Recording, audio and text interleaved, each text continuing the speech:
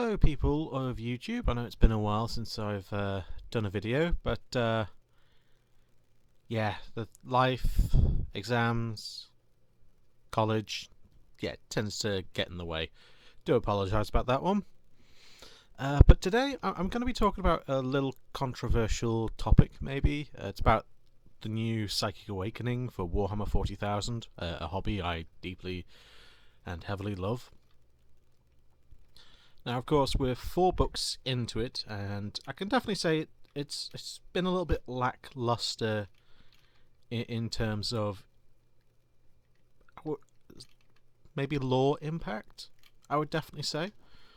But that's not to say the lore hasn't been impacted. I think the thing about Psychic Awakening, the 4 books that we can see here, Ritual of the Damned, Blood of Baal, Faith and Fury, and Phoenix Rising. Well, actually, no. With the exception of Phoenix Rising, we have begun to see a theme within the Psychic Awakening that I think has actually been really requiring Ritual of the Damned to actually explain what's going on. And this is my personal theory, and I'm sure probably everybody else out there has thought about this. I don't think these books are happening in a sequential order. I think most of these books and events that are provided in these books are happening, from a lore perspective, simultaneously across the galaxy. Which is why I think The Ritual of the Damned is probably one of the biggest books to actually give us the lore reasonings for what's going on. And this is why I say, I assume, possibly, that this core book here... Sorry, my PC is very slow, my internet is very slow, and I do apologise. But once again, yeah, this book that we can see here, the end of it basically suggests that all the events that have happened so far are probably all linked to Magnus not doing anything wrong again. Let's put it that way. To give everyone a lowdown of what's happening all over the galaxy, currently the whole Warhammer 40,000 universe is fucked up because of this big lovely scar across the galaxy. I do apologise about using the language, foul language for children, but I don't believe in softening my words for people. However, this entire galaxy here has been split in twain by this lovely purple crack over here. Now, on this lovely little map, we can actually see that there are the main events happening right now. This was Phoenix Rising, as can be seen here, Faith and Fury, the Blood of Baal, and Ritual of the Damned. These are the ones that actually are important right now. This one over here is the Greater Good. This will be the next big one to hit, and I reckon this one is going to be hit also by the effects of this book. Now, each book, each story, is about how each faction are dealing with the new great big scar across the galaxy and how it's affected everyone's attempts to conquer it. This is about the Eldar and their entire race, from the Dark Eldar, Drukhari, the Craftworld Eldar, Eldari Craftworlds, and the Inari, and how they've been reacting to the whole situation of them creating a new god. Thank you, Eldrad Ulthuan. And this god is totally not Slaanesh related. Well, it isn't, technically. But then again, we find out that Slaanesh has a very, very hungry appetite for Eldar souls, Slaanesh being the chaos god of excess, depravity, and all sorts of lovely goodness.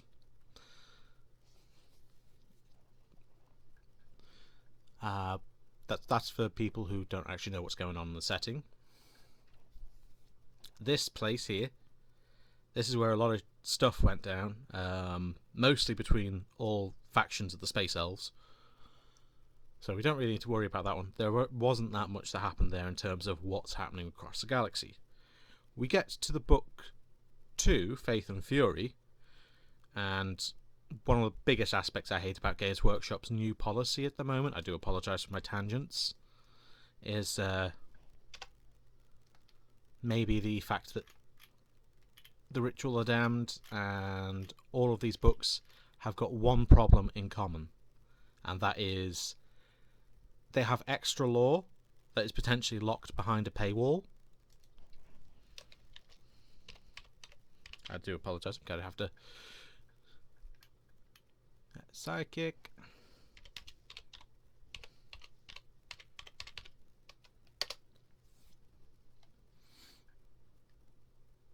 Yeah, the thing is that what you buy for like the standard edition, the collector's edition actually has more in the terms of lore. Now, if it was a collector's edition that had more in terms of artwork, I probably wouldn't have that much of a problem with it overall. But the fact that they've got a lot of extra material that is technically free on the website as well, and you're having to pay for it in written format on paper, I'm kind of like, why couldn't you put like the extra lore in here, in this one, and maybe have a lot more sheets of artwork? But yeah, that besides the point. Getting back to what I was talking about, these 3 books, I think, happen all simultaneously. In this one, we have most of the bad guys of the universe, of the setting, the Chaos Space Marines, who are turning up in force and screwing over one particular Imperial world. We find out in this extended book that the populace has a mass psychic awakening, which creates an avatar of the Emperor to manifest on the battlefield towards one of the pivotal moments of the fight. But because of the religious zealotry of humanity in this setting, creating a god out of pure religious zealotry is not that hard to do. It just needs to be on a scale that has been unprecedented. And this was on a scale that was unprecedented.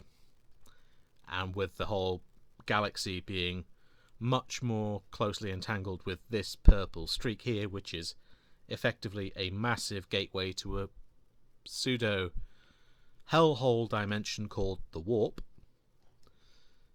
which can manifest your personal desires or anything emotionally. We ended up creating a representation of the Emperor and all of his saints in demon form. We get to Blood of Baal, and in the climax of one of the final stories that happens, in this book, you see the Blood Angels versus the Tyranids, and they go to a particular planet. I think it's Bellic Alphas, if I remember correctly. And the garrison there, towards the end of the fight, suddenly erupts into a whole hellhole of psychic badness. I'm just going to put it like that. I'm going to put it as psychic badness. As all the humans, not post-humans that are space marines, are beginning to experience having psychic powers for the first time. And in this setting, if you are not trained to have psychic powers, they can go a little awry. And when you're up against a psychic menace such as the Tyranids, or should I say an anti-psychic menace such as the Tyranids, it can cause a lot of problems. And these psychers in training, or untrained psychers, unleashed all forms of hell on friend and foe, and we're just left with a cliffhanger on that one. I don't know what happens. I really wish I'd bought this book, the collector's edition, but I don't have £50 to spend every time a new Psychic Awakening book comes out. because that would come to £150 for the current books we have so far. That's not a bad collection there. Sorry, I'm getting distracted by pricing models, but yeah. It's when we come to this book, The Ritual of the Damned. Oops, sorry, that's my fault. We hit a point in the narrative where I think things are starting to slot into place. We see that humanity as a whole is having problems with the whole cicatrix maledictum, the big purple scar, which is causing people to have more psychic powers awaken within them, but it isn't on the same scale as what's happening in these books. Some of these are just slow build-up, and that's what I'm going to say about this. The whole setting of Psychic Awakening is a slow build-up to something. What, I don't know.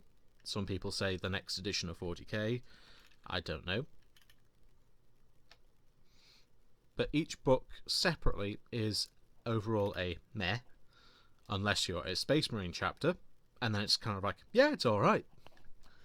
Anyone else, it's kind of meh. Even the Thousand Suns in here, it's kind of like, it's good, just it could have been better. But besides the point, in this book, we see that Magnus, catching on to the latent potential of all humans across the galaxy, Magnus being the Primarch and demigod of the Thousand Suns, and a massive warp-tainted demon,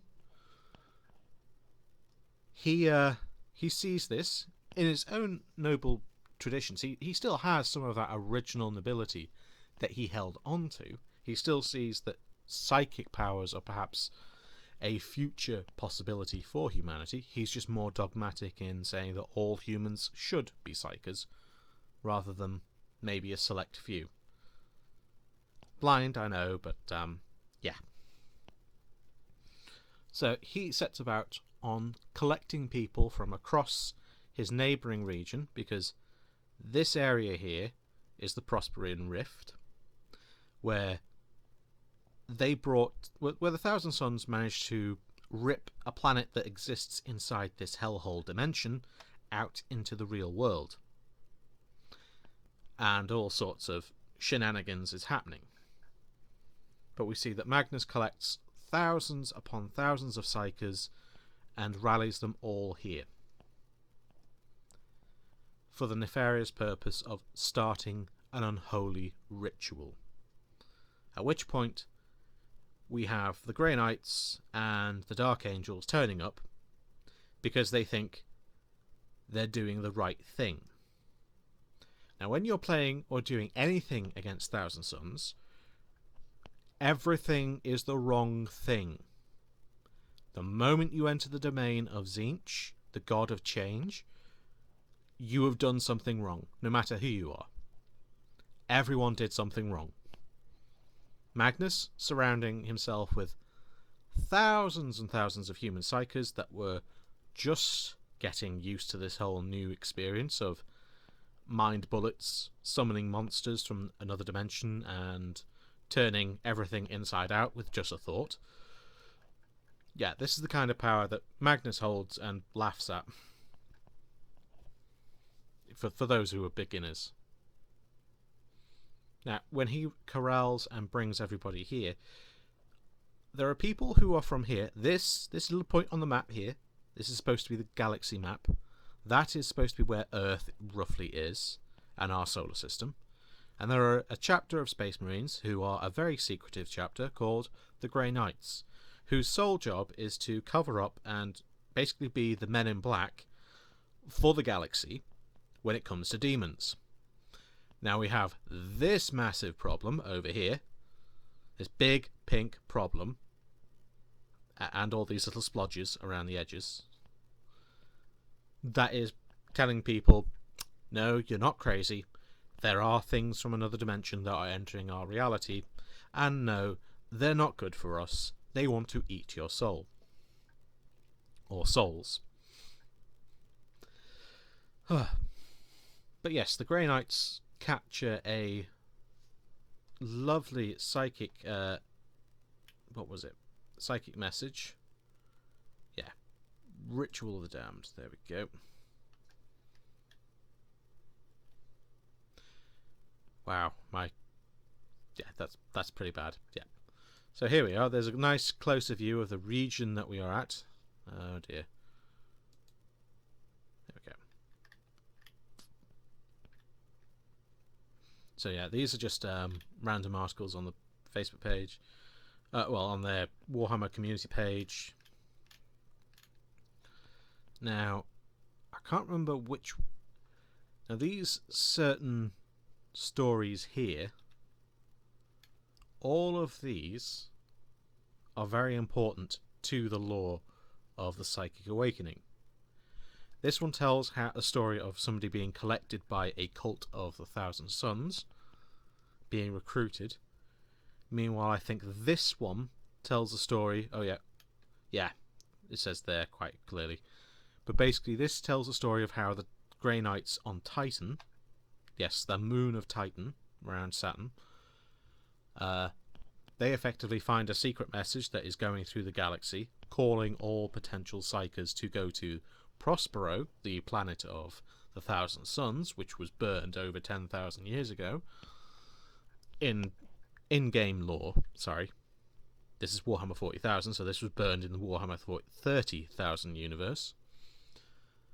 Then we have Enmity's Edge, which explains the sword that a certain character carries.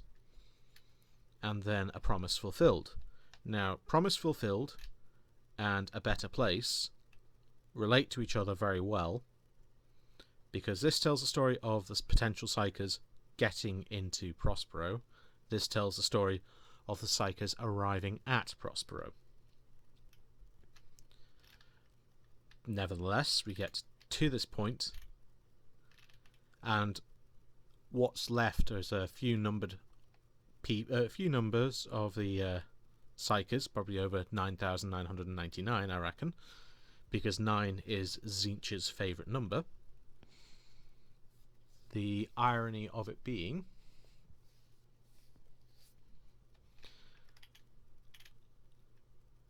Tzeentch or Magnus could have laid a trap for the Thousand Sons and the Dark Angels, because he knew, well, both of them knew, that the Thousand Sons and Dark Angels have something of a vendetta since the Wrath of Magnus event that happened a few years ago when it got released.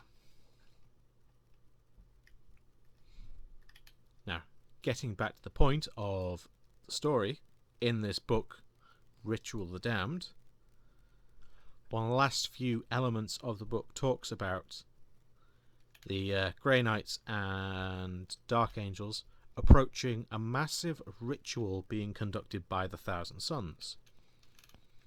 Now, anyone who knows anything about Thousand Sons or anything about Tzeentch is, if anyone's conducting a ritual, the worst thing you can do is try and interrupt that ritual on the planet that is connected to the warp, surrounded by the warp, and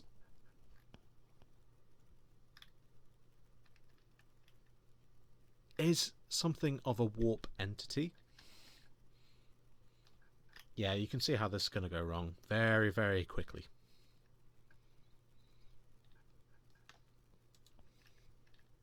But to surmise, we get a story at the end where, spoilers, the Dark Angels and Grey Knights effectively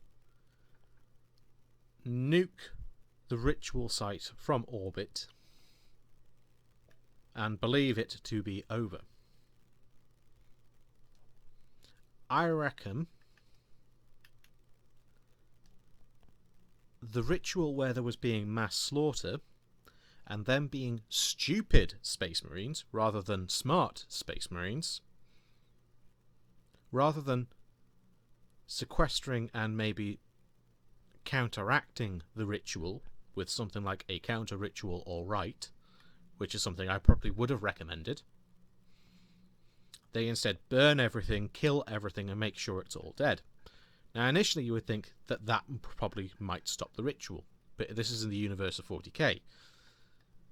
If something has enough power and is close enough to the warp to do something, or have an effect in the warp, like the mass slaughter of thousands of psykers, it's going to create an echo. And I think this echo created from the ritual of the damned is what we get in Blood of Baal and Faith and Fury. And that echo is going to be spreading across into the next into the galaxy. So when we go for the greater good, I reckon this next book we're going to see a point where an entire Astra Militarum battalion or a human planet is going to end up being set on a psychic conflagration. All because some Dark Angels and Grey Knights couldn't hold a trigger finger and weren't thinking properly. And in doing so created this massive ripple that has spread throughout the warp and is hitting all humans simultaneously. And this is where I think everything lines up. These stories all happen at the same time. And as we get deeper into the stories and into the timeline that happens, we begin to see that humanity is exploding in response to this stupid event that the Grey Knights and Dark Angels created. And probably Magnus is sitting there cackling on his planet. It could be on, I don't care. But yeah, this is the point where you realise everything has just gone wrong because somebody couldn't keep hold of a trigger finger. But what are you going to do? This is the Imperium. The Imperium man only has one solution to a problem at a time. Pull the trigger and see what happens afterwards. It's not my fault if anything worse happens. It just means we get more zealotry. And that's it for now. I do apologise if I've gone a bit quick for people, or a bit slow, or maybe I'm a bit confusing. This is basically ad lib, so ad hoc, ad lib, I don't care. But yeah, when it comes to the greater good, I am expecting a point where in the middle of one of the big fights between what could be the Gene Stealer cults, perhaps Death Guard, and humans and Tau, the purple fish people, blue fish people, sorry, I do apologise, Tau players, I am expecting to see people exploding with warp energy, and the Tau are suddenly going to realise that the humanity as a whole is screwed. And I'm sure that we're probably going to be hearing from the Tau side that other settlements that have the Tau are part of the Tau Empire with human settlers in are also going to be subject to this warp problem. I doubt we're going to see anything that is going to be relatable to a Tau Psyker at any point, because we all know the Tau have no warp presence. They have no emotional connection to the warp, unlike humans and Eldar and near enough everything else, excluding Tyranids and maybe Necrons. Yeah, Tyranids, Necrons, Tau, no real connection to the warp. Anybody who wants to argue with me that Tyranids have the connection to the warp, the only reason they have a shadow in the warp is it's basically they're like mass sisters of silence. The majority of their so-called psychic powers are biologically created, not utilising the warp. I don't care what GW's newest writers say. The older fluff made more sense. But yeah, this area, the Greater Good Zone, we're going to see probably a planet that will turn into a hellscape no sooner than we'll imagine. And maybe the book that we see afterwards, is it Saga of the Beast? we're not really going to see that much, except for maybe the Space Wolves suddenly going, oh dear, our people are turning into witches. Because Space Wolves are very, very primitive people. I thought I might leave that in there for you. But yeah, we're going to see a lot of interesting things happening. In terms of the game, though, yeah, overall, for Thousand Suns, it's nice to get some fluffy cults for the Thousand Suns, the nice 9 cults. The updates to not Thousand Suns, to Grey Knights and Dark Angels were probably needed. Well, Dark Angels probably not so much, but Grey Knights definitely. I've seen how badly Grey Knights perform. Blood of Baal. It was nice for the Tyranids to get something. I just wish they got something more effective. The adaptive physiology was a nice addition. Sacrificing a warlord trait and spending a command point to get 2 units that have what are relatively super buffs is not bad. Could be better. But the faction traits, they're alright. Making your own custom hive fleet isn't too bad. I just think they missed out on a trick of creating splinter fleets as well with the rule set and saying, well, you can take one of the main primary factions of Tyranids and also take one of these additional attributes that we give you in this book. I think that would have made Tyranids really good and much more flavoursome. As I said, a splinter fleet where you take, for example, Jugmungandir's cover bonus, well, basically standing in anywhere in the open and anywhere around and getting a cover bonus to your armor save, so you're suddenly getting so you need lower dice rolls to save yourself. That's always good. And maybe taking something where if you charge into close combat, you're getting to ignore any damage rolls on a 4+. Yeah, I'd say that would really make Tyranids quite scary, because the adaptions on their own, or at least creating your own custom hive fleet, can be quite effective. I've taken my own custom hive fleet to a tournament before. I'm not really a tournament player, but I think they handled very well. As an army, it worked very well for me. Because unlike Kronos, I'm not static. I can move, and obviously taking some rerolls. A reroll, doesn't matter if it's just the one, or if it's loads of them. A reroll on the dice roll is a reroll that is good for you. However, I don't know what happened here, and I certainly don't mind what happens here. This is basically like customized raiding parties for your Dark Eldar and customized craft worlds as well. I haven't got the book for it, so I can't really make a judgment. I've heard that there are some good things. I think the Aspect Warrior things in there were pretty good.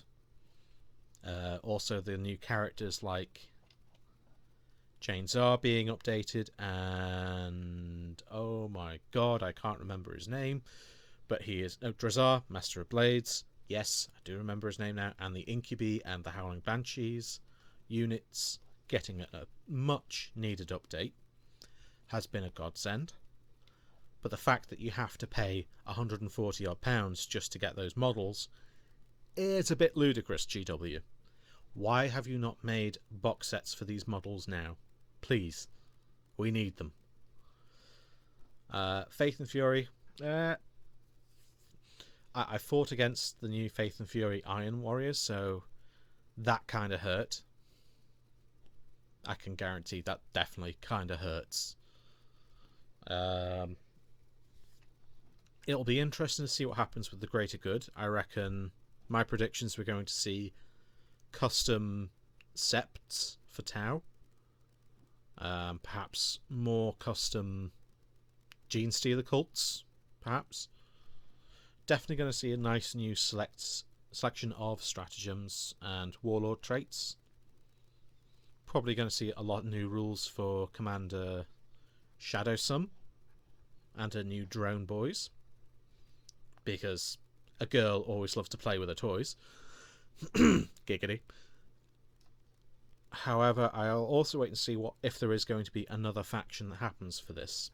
I don't think we're going to see Astra Militarum, basically the Imperial Guard, because I personally think they don't really need that much. They just need a little bit to keep them going.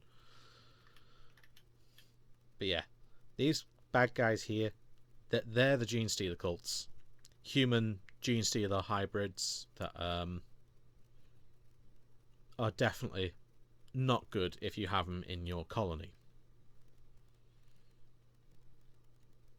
Everyone's saying Saga of the Beast is definitely going to be... Well, everyone seems to think Saga of the Beast is going to be Space Wolves and Orcs. But we definitely know that Gazgul is coming back. With... What's his name? The Gretchen that has the banner pole? I can't remember. There's so much. But some of it's like, nah. So I'm going to expect that everything in the Psychic Awakening is going to end on some sort of cliffhanger, which may have some sort of psychic shenanigans, unless it's a complete conflict between two non-Imperial factions.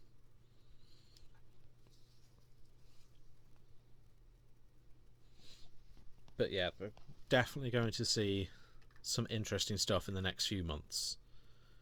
When, what's it called? Oh, this is actually a new story. I'm probably going to end up reading this very soon. And if anyone actually wants me to read this out to them, I will happily do so. But, yeah. Maybe I'll see you in the next video. See you again. Bye.